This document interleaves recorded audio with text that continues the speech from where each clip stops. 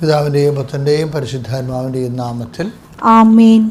ഇന്ന് ഏപ്രിൽ 15-ാം തീയതി വലിയ ചൊവ്വാഴ്ച.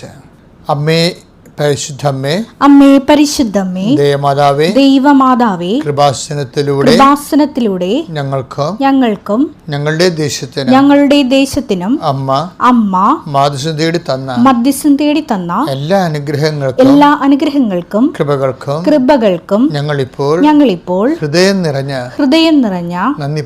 നന്ദി പറയുന്നു. അമ്മേ പരിശുദ്ധമ്മേ, ദൈവമാതാവേ, 2004 ഡിസംബർ 7-ാം തീയതി ഉച്ചകഴിഞ്ഞ് 2:30 കൃപാസനത്തിൽ സംഭവിച്ച അമ്മയുടെ പ്രത്യക്ഷപ്പെടലിനെ കുറിച്ച് തിരുസഭയ്ക്ക് സമർപ്പിച്ചിരിക്കുന്ന പഠനരേഖകളുടെ മേൽ സഭാത്മകമായ പഠനം ആരംഭിക്കുവാൻ ഞങ്ങൾ പ്രാർത്ഥിക്കുന്നു. അമ്മേ പരിശുദ്ധമ്മേ, ഭൂസ്വർലോകങ്ങളുടെ രാജ്ഞിയായ അങ്ങയ്ക്ക് ഭൗമസംരക്ഷണത്തിനായി പ്രപഞ്ചപ്രകൃതിയെ തന്നെ തിരുസഭ പ്രതിഷ്ഠിക്കുവാൻ ഈ പ്രത്യക്ഷീകരണം വഴി ഇടയാക്കണമേ. പരിശുദ്ധമ്മേ, ജപമാല മാതാവേ, സകല കൃപാസനം പ്രാർത്ഥനകളോടും ചേർത്ത് ഞങ്ങളിപ്പോൾ പ്രാർത്ഥിക്കുന്ന ഈ കുടുംബത്തിന്റെ പ്രത്യേക നിയോഗവും. മക്കളെ, നിയോഗം പറ.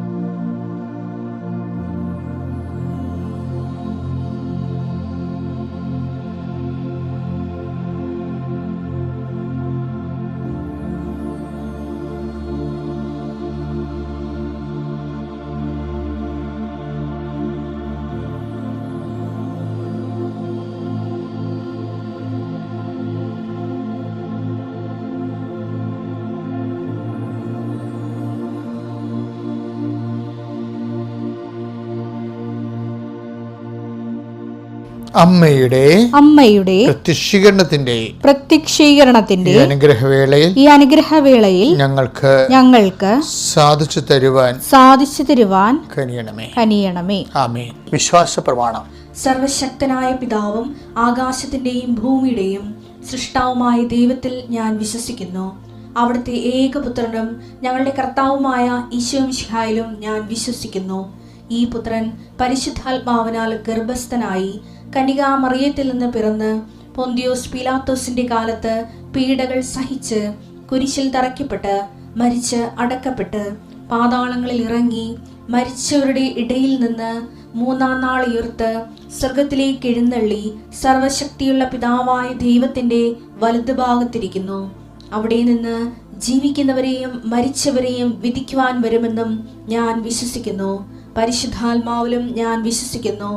വിശുദ്ധ കത്തോലിക്കാ സഭയിലും പുണ്യവാന്മാരുടെ ഐക്യത്തിലും പാപങ്ങളുടെ മോചനത്തിലും ശരീരത്തിന്റെ ഉയർപ്പിലും നിത്യമായ ജീവിതത്തിലും ഞാൻ വിശ്വസിക്കുന്നു. ആമേൻ. സ്വർഗ്ഗസ്ഥനായ ഞങ്ങളുടെ പിതാവേ, അങ്ങയുടെ നാമം പൂജിതമാകണമേ. അങ്ങയുടെ രാജ്യം വരണമേ. അങ്ങയുടെ തിരുമനസ് സ്വർഗത്തിലെ പോലെ ഭൂമിയിലും ആകണമേ. അന്നു വേണ്ടുന്ന ആഹാരം ഇന്ന് ഞങ്ങൾക്ക് തരണമേ. ഞങ്ങളോട് തെറ്റ് ചെയ്യുന്നവരോട് ഞങ്ങൾ ക്ഷമിക്കുന്നത് പോലെ ഞങ്ങളുടെ തെറ്റുകൾ ഞങ്ങളോടും ക്ഷമിക്കണമേ. ഞങ്ങളെ പ്രലോഭനത്തിൽ ഉൾപ്പെടുത്തരുതേ, തിന്മയിൽ ഞങ്ങൾ രക്ഷിക്കണമേ. ആമേൻ. നന്മ നിറഞ്ഞ മറിയമേ, സ്വസ്തി. കർത്താവ് അങ്ങയുടെ കൂടെ സ്ത്രീകളിൽ അങ്ങ് അനുഗ്രഹിക്കപ്പെട്ടവളാകുന്നു. അങ്ങയുടെ ഉദരത്തിൻ ഫലമായി ഈശോ അനുഗ്രഹിക്കപ്പെട്ടവനാകുന്നു. പരിശുദ്ധ മറിയമേ, തമ്പുരാന്റെ അമ്മേ, പാപികളായ ഞങ്ങൾക്ക് വേണ്ടി ഇപ്പോഴും ഞങ്ങളുടെ മരണസമയത്തും തമ്പുരാനോട് അപേക്ഷിക്കണമേ. ആമേൻ. നമുക്ക് പ്രാർത്ഥിക്കാൻ. പ്രിയപ്പെട്ടവരെ, കർത്താവിൻ്റെ ദിനങ്ങളിലൂടെ സഭ കടന്നു പോവുകയാണ്. ഇത് ദൈവസ്നേഹത്തിൻ്റെ കാലഘട്ടമാണ്. ആത്മാവ് ദൈവസ്നേഹത്തിൻ്റെ പുഴയിലൂടെ നീന്തി അക്കരയ്ക്ക് പ്രവേശിച്ച് ഉയർപ്പിൻ്റെ മഹിമ പ്രാപിക്കുമ്പോൾ നമ്മളെല്ലാം ദൈവസ്നേഹം കൊണ്ട് നിറഞ്ഞവരായിരിക്കും. അങ്ങനെ ആയിരിക്കട്ടെ എന്ന് പ്രാർത്ഥിച്ചുകൊണ്ട് ആശംസിച്ചുകൊണ്ട് പ്രാർത്ഥനയിലേക്ക് വരാം. കർത്താവേ, നിൻ്റെ വിശുദ്ധ പൗരോഹിത്യത്തെ നീ മഹത്വപ്പെടുത്തണമെന്ന് പ്രാർത്ഥിക്കുന്നു. കർത്താവേ, സഭയിലുള്ള സാന്നിധ്യം നീ പ്രകടമാക്കണമേ എന്ന് പ്രാർത്ഥിക്കുന്നു.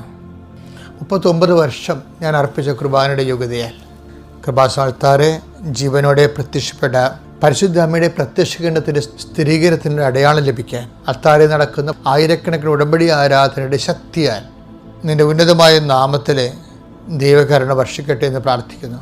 കർത്താവേ, അന്ധന് കാഴ്ച നൽകിയവനെ, ചെകിടിനെ കേൾവി നൽകിയവനെ, ഊമന് സംഭാഷണ ശക്തി നൽകിയവനെ, മഹോരോഗ്യം സുഖപ്പെടുത്തിയവനെ, കർത്താവേ, മരിച്ചവനെ ഉയർപ്പിച്ചവനെ, അങ്ങയുടെ നാമത്തെ പ്രാർത്ഥിക്കുന്ന ഓരോ മകൻ്റെ മേലും മകളുടെ മേലും നിന്റെ തിരുമുറുപാർന്ന വലതുകരം, ആണിപ്രതാർന്ന അത്ഭുതകരം, അടിപ്പിണർ പോലെ വൈതാക്കാലം പോലെ സ്പർശിക്കണമേ എന്ന് പ്രാർത്ഥിക്കുന്നു. എൻ്റെ കർത്താവിൻ്റെ ഉന്നതമായ നാമത്തിൽ ഉച്ചമുതൽ ഉള്ളംകാല് വരെ കർത്താവിൻ്റെ ശക്തി പടരട്ടെ. Lord Jesus Christ, pour out His Spirit, touch with the fire fingers, soak with the precious blood.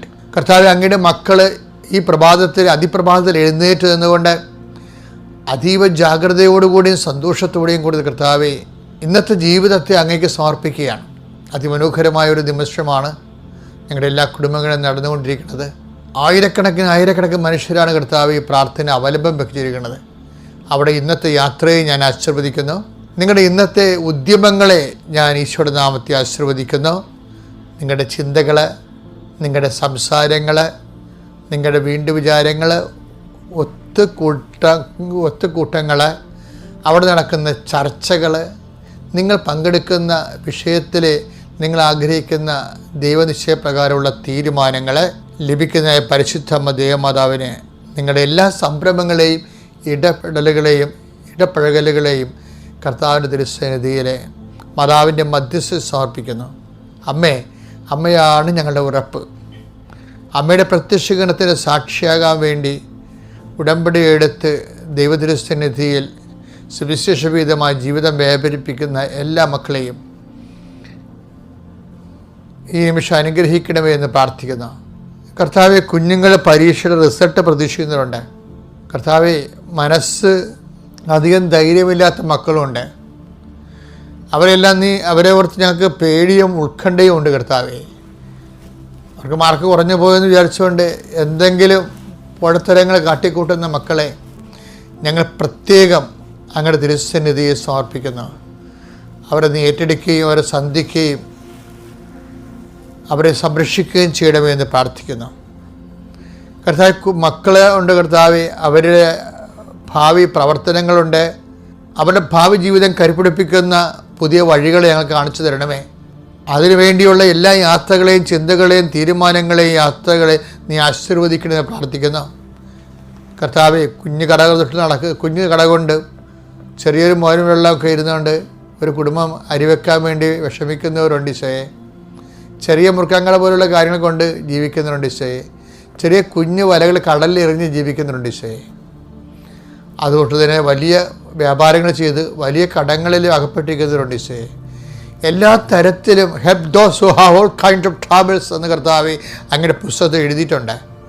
എല്ലാത്തരം ക്ലേശങ്ങൾ ഇരിക്കുന്നവരെ സന്തോഷിപ്പിക്കാനും ആശ്വസിപ്പിക്കുവാനും കർത്താവ് ആ വചനം ഒന്ന് കുറേ 1-4 വചനം അനുസ്മരിച്ചുകൊണ്ട് പ്രാർത്ഥിക്കുന്ന കർത്താവെ, എല്ലാത്തരം വേദന അനുഭവിക്കുന്നവരെ ഈ ഒറ്റ പ്രാർത്ഥന കൊണ്ട് അവർ സന്ധിക്കപ്പെടണം, അവരെ സമാശ്വസിപ്പിക്കപ്പെടണം.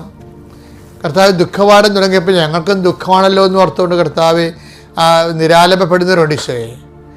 ഈ ഒറ്റ പ്രാർത്ഥന കൊണ്ട് കർത്താവ് അവർക്കെല്ലാം ഇന്ന് സന്ധിപ്പ് സമാധാനം കിട്ടുമെന്ന് പരിശുദ്ധമ്മയുടെ പ്രത്യക്ഷീകരണത്തിൻ്റെ അടിസ്ഥാനത്തിൽ ഞാൻ പ്രത്യാശിക്കുന്നു. കർത്താവെ, നിന്നിൽ ആശ്രയം വെച്ചിട്ടുള്ളവരാരും കർത്താവ് ലജ്ജിക്കുവാൻ അനുവദിക്കത്തില്ലെന്ന് കർത്താവിൻ്റെ വചനത്തിലുണ്ട്. അത് വാഗ്ദാനമാണ്. ആ വാഗ്ദാന പ്രകാരം അങ്ങനെ മക്കളെ സന്ധിക്കണമേ, സമാശ്വസിപ്പിക്കണമേ പ്രാർത്ഥിക്കുന്നു. ഇന്ന് ആശുപത്രിയിൽ പോകുന്നവരുണ്ട്, പോയി വന്നവരുണ്ട്, പ്രസവത്തിനായി പോകുന്നവരുണ്ട്, ആശുപത്രിയിൽ അഡ്മിറ്റ് ചെയ്തവരുണ്ട്. എല്ലാവരെയും സംബന്ധിച്ച് പ്രാർത്ഥിക്കുന്നു. ജോലി തിരക്കി പോകുന്നവരെ സംബന്ധിച്ച് പ്രാർത്ഥിക്കുന്നു. ജോലി നഷ്ടപ്പെട്ടതിനെക്കുറിച്ച് വേദനയോടെ ഇന്നലെ കിടന്നുറങ്ങിയവരെ സംബന്ധിച്ച് പ്രാർത്ഥിക്കുന്നു. ഇന്നവർ ജോലി അന്വേഷിച്ച് പോകുമ്പോൾ അവർക്കെതിരെ നിൽക്കുന്ന പ്രതിരോധ ശക്തികൾ, ദൈവത്തിലെ നിനക്കെതിരെ നിൽക്കുന്ന പ്രതികാര ശക്തികൾ ഈ പ്രഭാതത്തിൽ കൃപാസ്ഥാനത്താരെ ജീവനോടെ പ്രത്യക്ഷപ്പെട്ട പരിശുദ്ധ അമ്മ സർപ്പത്തെ തലകർക്കാൻ വേണ്ടി ദൈവം നിശ്ചയിച്ചിരിക്കുന്ന ദൈവത്തിൻ്റെ സ്വർഗീയ പദ്ധതിയായ പരിശുദ്ധ അവരുടെ മാധ്യസ്ഥത്തിലെ നിൻ്റെ ശത്രുക്കളെ യേശുവിൻ്റെ നാമത്തിൽ നിഗ്രഹിക്കപ്പെടട്ടെ.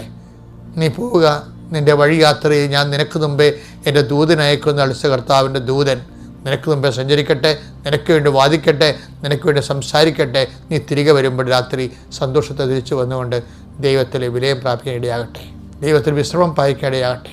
നിത്യപിതാവും പുത്രനും പരിശുദ്ധാത്മാവുമായ സർവീശ്വര എന്നേക്കും ആമേൻ. എൻ്റെ മക്കളെ, പീഡാനുഭവത്തിൻ്റെ വാരങ്ങളിലേക്ക് നമ്മൾ ധ്യാനിച്ച് വിശുദ്ധിയും ശക്തിയും പ്രാപിക്കുന്ന കാലമാണിത്. നമുക്ക് എസെക്കിയേൽ 16-7 വാക്യം മുതൽ വായിക്കാം. എസെക്കിയേൽ 16:6-7 ജീവിക്കുക, വയലിലെ ചെടി പോലെ വളരുക. വയലിലെ ചെടി പോലെ വളരുക. ഇതിന്റെ ആദ്യ ഭാഗങ്ങൾ വായിച്ചേക്കാം. എസെക്കിയേൽ 16:4 മുതലുള്ള തിരുവചനങ്ങൾ. എസെക്കിയേൽ 16:4 മുതൽ തിരുവചനങ്ങൾ. നീ ജനിച്ച ദിവസം നിന്റെ പൊക്കിൽ കൊടി മുറിച്ചിരുന്നില്ല, നിന്നെ കുളിപ്പിച്ച് ശുദ്ധി വരുത്തിയിരുന്നില്ല, ദേഹത്ത് ഉപ്പ് പുരട്ടുകയോ പിള്ളക്കച്ചയിൽ പൊതിയുകയോ ചെയ്തിരുന്നില്ല. ഇവയിൽ ഒന്നെങ്കിലും ചെയ്യാൻ ആർക്കും ദയ തോന്നിയില്ല. ജനിച്ച ദിവസം തന്നെ നീ വെറുക്കപ്പെടുകയും വെളിംപ്രദേശത്ത് ഉപേക്ഷിക്കപ്പെടുകയും ചെയ്തു. ഞാൻ നിന്റെ അടുക്കലൂടെ കടന്നുപോയി നീ ചോരയിൽ കിടന്നുരുളുന്നത് കണ്ട് നിന്നോട് പറഞ്ഞു ജീവിക്കുക, വയലിലെ ചെടി പോലെ വളരുക. നീ വളർന്ന് പൂർണ്ണ യൗവനം പ്രാപിച്ചു. എനിക്ക് ഈ വിശുദ്ധ ഭാരവുമായിട്ട് ഞാൻ സ്വകാര്യമായ ആധ്യാത്മിക ആവശ്യങ്ങൾക്ക് വേണ്ടി കർത്താവിൻ്റെ സ്നേഹത്തെക്കുറിച്ച് ചിന്തിച്ചപ്പോൾ എൻ്റെ മനസ്സിൽ വന്നൊരു വചനമാണിത്. അതായത്, നീ ജനിച്ചപ്പോൾ ആരും നിന്നോട് കരുണ കാണിച്ചില്ലെന്ന്. നമ്മുടെ എല്ലാ പ്രാർത്ഥനകളുടെയും പിന്നിലെ കരുണ തോന്നണമെന്നും പറഞ്ഞൊരു മനുഷ്യൻ തൊണ്ട പൊട്ടിക്കാറി എന്തെല്ലാം പാട്ടുകളാണ് മനുഷ്യൻ പാടുന്നത്. ചില സമയത്ത് നമ്മൾ ആരും നിന്നോട് കരുണ കാണിച്ചില്ലെന്ന് കിടക്കണേ. എസെക്കിയേലിൻ്റെ 16:5 ഇപ്പോൾ ദൈവപരിപാലനയുടെ മറ്റൊരു വശമാണ് കരുണ അർഹിക്കാതിരിക്കുക, അല്ല കരുണ ലഭിക്കാതിരിക്കുക എന്നുള്ളത്. നമ്മളെപ്പോഴും ഓർക്കുന്നത് യേശുക്രിസ്തുവിനോട് പിതാവ് കരുണ കാണിച്ചില്ലല്ലോ. അതല്ലേ വിശുദ്ധവാരം എന്താണെന്ന് ചോദിച്ചു കഴിഞ്ഞാൽ, പിതാവായ ദൈവം പോലും തൻ്റെ ഏകജാതനോട് കരുണ കാണിക്കാതിരുന്ന കാലത്ത് അവൻ അനുഭവിച്ച് കൂട്ടിയ വ്യാകുലങ്ങളാണ് അല്ലേ. പക്ഷെ ഇതിന് അവസാനം പറയുന്നത് എന്താണ്? ഞാൻ ഈ ഏലോയ് ലാമ സബക്താനി, എൻ്റെ ദൈവമേ എന്തുകൊണ്ട് ഉപേക്ഷിച്ചെന്നൊക്കെ ചോദിക്കും. പക്ഷെ അതിൻ്റെ അനുഭവത്തിൻ്റെ വെളിയിൽ ചോദിക്കുന്നതാണ്, ഞാൻ നിന്നെ ഉപേക്ഷിച്ചില്ല, നീ അങ്ങനെ ചോരയിൽ കിടന്ന് ഉരുളെന്ന് കാണുമ്പോഴും ഞാൻ നിൻ്റെ അടുത്ത് കൂടി കടന്നുപോയെന്ന്. അപ്പം അതിൻ്റെ അർത്ഥം എന്താണ്? കർത്താവിൻ്റെ പ്രാർത്ഥന കുരിശിൽ കിടന്നുള്ള ഏലോയ് ലാമ സബക്താനി എന്ന് പ്രാർത്ഥിക്കുമ്പോഴും പിതാവായ ദൈവം അത് അനുഭവിച്ച് കൊടുത്തുകൊണ്ട് അരികിൽ നിൽക്കുന്നുണ്ടായിരുന്നു. എൻ്റെ അർത്ഥം ആധ്യാത്മികതയിൽ, അതായത് ബലമുള്ള ആധ്യാത്മികതയാണ് ദൈവം ആഗ്രഹിക്കുന്നത്. ചില സമയത്ത് ചില ക്ലേശങ്ങൾ നമുക്ക് ദൈവം കൽപ്പിച്ചു നൽകും. അതെന്തിനു വേണ്ടിയാണ്? ജീവിക്കുക, നേഴ്സറി പ്ലാന്റ് പോലെ വളരാനല്ല. സ്പൂൺ ഫീഡ് ചെയ്തിട്ടേ ദൈവം അങ്ങനെ ആഗ്രഹിക്കണില്ല. നമ്മളിങ്ങനെ നേഴ്സറി പ്ലാന്റ് പോലെ പ്രത്യേക ശുശ്രൂഷ ലഭിച്ച് ബിസ്ക്കറ്റ് ബേബീസിനെ പോലെ വളരാൻ ദൈവം ആഗ്രഹിക്കുന്നില്ല. ക്രിസ്തു വളർന്നതുപോലെ ജീവിക്കുക, വയലിലെ ചെടി പോലെ വളരുക. ക്ലേശങ്ങളെ ദൈവത്തിൻ്റെ അന്നു വേണ്ടി ആഹാരം കൊണ്ട് എടുത്തുകൊണ്ട് ആത്മാവിനെ ബലപ്പെടുത്താൻ വേണ്ടി ക്രിസ്തുവിൻ്റെ ശക്തി ആവഹിക്കുന്ന ദിവസങ്ങളാണ് നമ്മുടെ ഈ ദിവസങ്ങളിലുള്ള ആചാരങ്ങളും അനുഷ്ഠാനങ്ങളും. അതുപോലെ തന്നെ ജീവിത ക്ലേശങ്ങളോടുള്ള നിശ്ചയദാർഢ്യത്തോടെ ക്രിസ്തു സഹജമായ നമ്മുടെ ആഭിമുഖ്യങ്ങളും. അതിലൂടെ നമ്മളും വളരും. എങ്ങനെ? നേഴ്സറി പ്ലാന്റ് പോലെയല്ല. ജീവിക്കുക, വയലിലെ ചെടി. ആരും സംരക്ഷിക്കാനില്ല, ആരും വെള്ളം കോരി തരാനില്ല, ആരും വളമിടാനില്ല, ആരും വേലി കെട്ടാനില്ല. എങ്കിലും നമ്മൾ മുന്നോട്ട് പോകും. അവൻ മടന്നു പോയില്ല. അവനെ യൂദാ ചുറ്റിക്കൊടുത്തു, അവൻ മുന്നോട്ട് പോയി. അവനെ പത്രോസ് തള്ളിപ്പറഞ്ഞു, അവൻ മുന്നോട്ട് പോയി. അവനെ പീലാത്തോസ് കൈ കഴുകി തള്ളിപ്പറഞ്ഞു, അവൻ മുന്നോട്ട് പോയി, അവൻ്റെ ചങ്കിൽ കുത്തി. എന്നിട്ടും അതിൽ നിന്ന് രക്തവും വെള്ളവും ചൊരിഞ്ഞുകൊണ്ട് അവൻ മുന്നോട്ട് പോയി, പിതാവിൻ്റെ ഇഷ്ടം നിറവേറ്റിക്കൊണ്ട് മഹത്വ കിരീടം ചൂടാൻ. ഇത് യാത്രയാണ്. മഹത്വത്തിലേക്കുള്ള യാത്ര സഹനത്തിലൂടെ നമ്മൾ ജയിക്കും. പിതാവിൻ്റെയും പുത്രൻ്റെയും പരിശുദ്ധാത്മാവിൻ്റെയും നാമത്തിൽ ആമേൻ.